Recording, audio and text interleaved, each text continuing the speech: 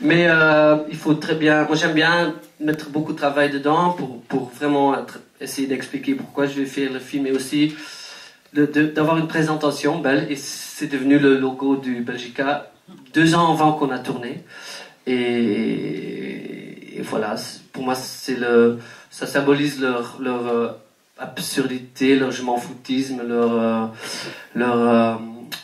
enfin, au début, le Belgica est un peu ça, ils s'en foutent de tout, mais ils s'amusent, ils font des blagues, un peu cons peut-être, mais marrants. Voilà. Et maintenant, c'est devenu vraiment le visuel de la campagne. En France, c'est un peu moins parce que c'est interdit dans les métros. Ils voulaient faire une campagne avec cette image, mais c'est interdit.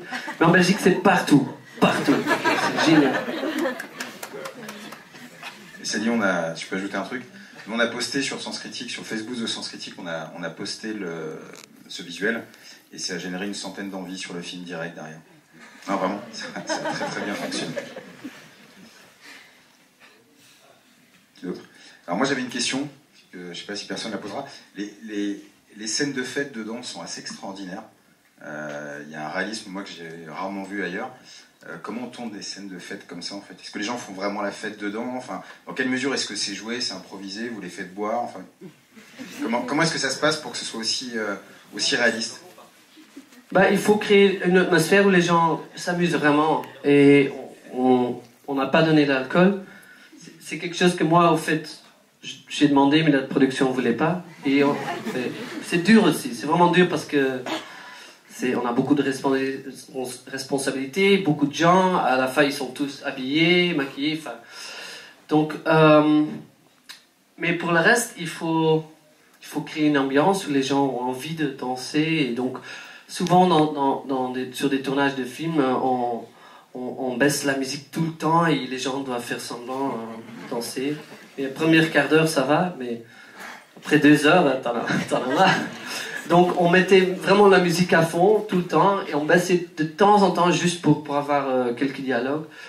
Des trucs comme ça où enfin, il faut bien choisir les gens aussi. Les gens doivent avoir envie. Il faut avoir assez de gens autour pour les motiver. Et puis, tout le truc enfin, tous les lives que vous voyez, c'est vraiment jouer live. Donc, ça aussi, c'était très important, je pense.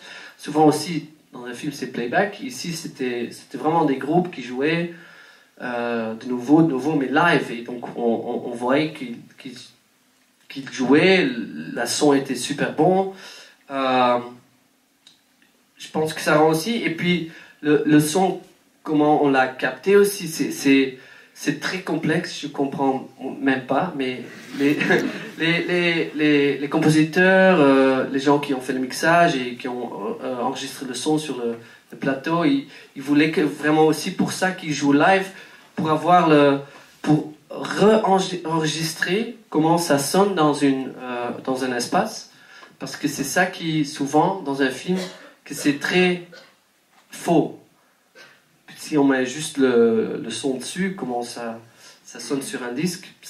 Et il y a des trucs, on peut faire des choses technologiquement pour changer le son, mais c'est jamais comment c'est là-bas. Et apparemment, c'est très important. Moi, j'entends pas, mais on me dit. Et la preuve. Oui, moi, je dansais quasiment pendant que je regardais le film.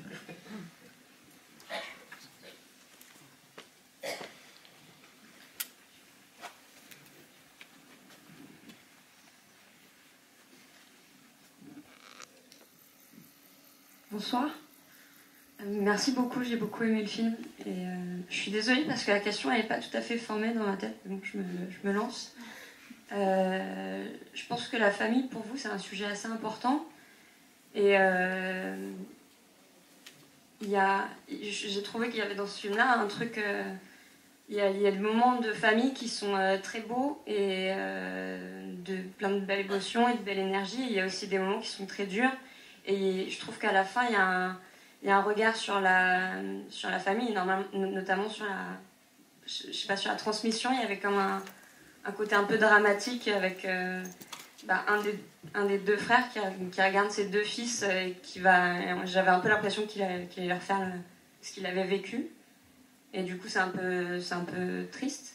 Et du coup, je me demandais quel était vraiment votre regard sur la famille. Voilà.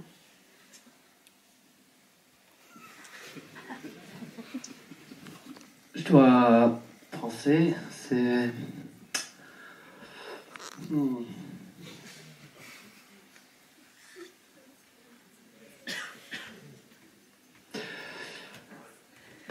Je pense que c'est un peu triste ce qui leur arrive peut-être, et ce que arrive Franck peut-être, mais pour Joe aussi. Il y a des déceptions, ouais, ils font des conneries.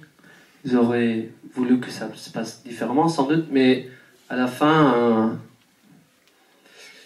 ils se pardonnent.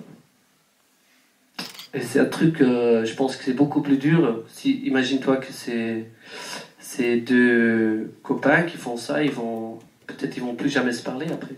Et je crois, parce que c'est des frères, ils se retrouvent. Et dans la vérité aussi, c'est les deux mecs, les deux vrais mecs. Donc l'aîné, il est sorti du bar, il a pas refait sa vie, il est encore près de son frère en fait, et ils ont une période très dure, mais ils sont encore très copains. Et ça m'a inspiré beaucoup. Je trouve ça très très beau de voir deux frères comme ça qui s'entendent super bien en fait. Et puis la fin,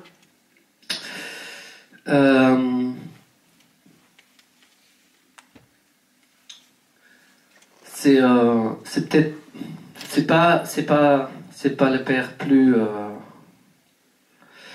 généreux mais je crois que mais il est là. Et j'ai choisi ça parce qu'en montage on peut encore beaucoup changer. J'aurais pu choisir de le laisser regarder 10 secondes à ses enfants et de faire un coucou pendant 10 secondes, et ça aurait été beaucoup plus peut-être happy end, mais je trouvais que en fait je l'avais tourné comme ça, et puis au montage je me dis mais c'est pas juste. Il ferait pas ça. Et c'est pas qu'il est un mauvais père, parce que je pense qu'il va être à la maison, il va prendre soin de ses enfants, mais en même temps il est en train de parler avec son copain, et voilà, et les enfants sont là, et c'est beau. Moi je me rappelle beaucoup aussi de ça. Tu veux de l'attention de ton père ou de ta mère, et ils sont pas toujours là. Et puis ce que je trouve très beau, c'est qu'on voit que le frère aîné, le petit frère aîné, se tourne vers son petit frère, et parce qu'il ne reçoit pas d'attention, il va s'occuper de son petit frère. Et ça c'est un peu le cercle vicieux peut-être qui s'est passé avec lui aussi, mais c'est pas, pour moi c'est pas triste, c'est super bon. C'est quelque chose que je reconnais, pour être honnête.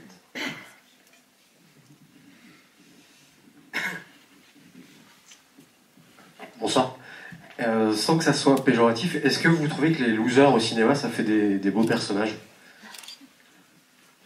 Oui. Parce que dans la verditude des choses, c'était un peu ça aussi. C'était des personnages qu'on pouvait détester, qu'on pouvait aimer. C'était très particulier aussi. Et là, je trouve que c'est un peu dans le même esprit. Oui, je comprends, mais j'aime pas dire des losers. Je sais que c'est pas votre intention peut-être, mais c'est une question qui vient souvent. Ah, vous aimez les gens marginaux, et oui, peut-être un peu, mais c'est pas pour moi. Je les adore, je les connais, j'ai l'impression que je suis grandi dedans. Pas la merditude, c'était un autre milieu, un peu plus ça. Et entre-temps, on m'en a élargi, mais en même temps, je ne me vois pas faire des films qui sont sur des banquiers ou des notaires, des gens comme ça. Je sais pas, ça m'attire.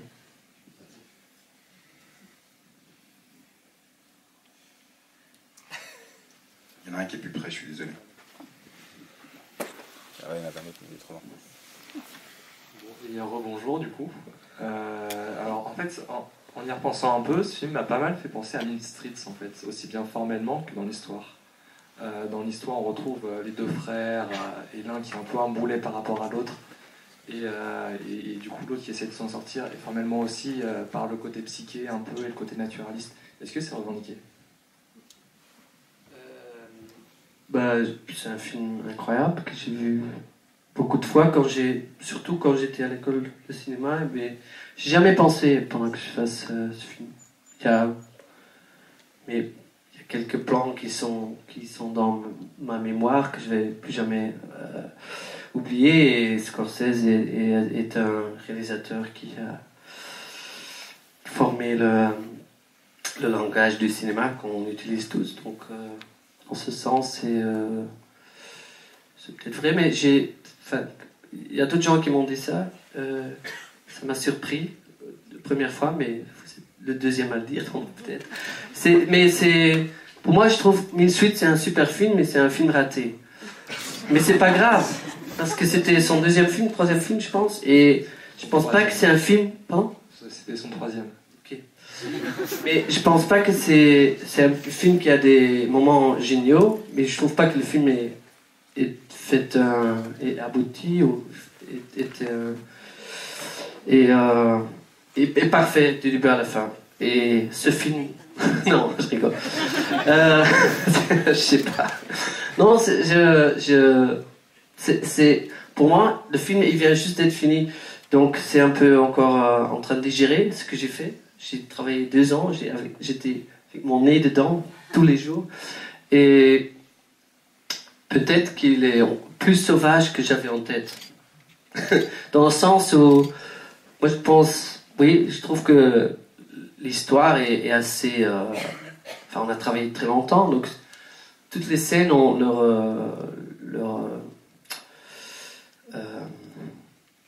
ils ont une raison, ils sont là pour des lignes de l'histoire qui sont importantes dans leur totalité.